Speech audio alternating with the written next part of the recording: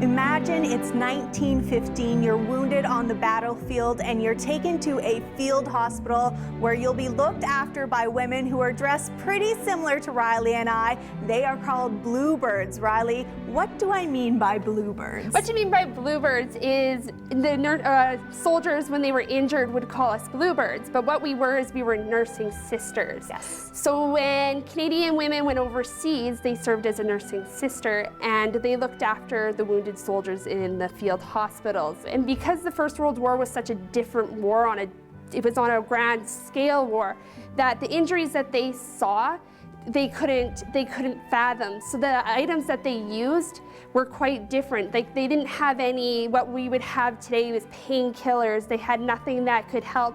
They had no anesthesia. So when the soldiers came, the only thing that they could give them to help them with the pain was a sip of rum. So what would happen is when the soldiers came in, a lot of these utensils is what they would have used to help take out a bullet wound. You see here there's a bone saw, for example, which is kind of brings into perspective exactly what it's like to not have any pain medicine. So what they did in these field hospitals is they would try to patch the soldiers up quickly before sending them back to London or to a bigger hospital center where they could be properly looked after before they were shipped back home. One other thing that I think is really interesting is this stretcher straight from World War I. Tell us a bit about this. So this is what they would have used. So when the soldiers went over the top into the trenches, out of the trenches, and they were injured on no man's land or in the battlefield, all of these are what they would have come out on. So they would have been rescued and put on these stretchers and hauled back to the field hospitals where the Bluebirds would have looked after them.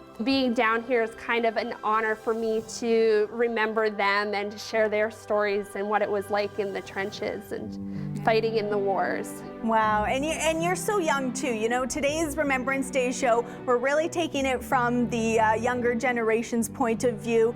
Do you find more younger people are coming into the museum and wanting to learn about this stuff? They are.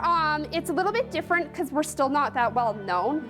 So once we get out there, we're finding more kids and more people are interested in what we have. It's that we're at a generation where it's not being taught as much in schools or in the public. It's not in the public eye as much. So the generation, I feel, is my worry, is we're starting to lose it a bit. So having the museum helps bring it back into the community and what it's all about and what Remembrance Day is all about. You're so right, and you know what? This is always such a hidden gem. I love coming here. There is so much to see, as you can see. You could spend hours and hours down here. Oh yeah, and still not see everything. Still not see everything.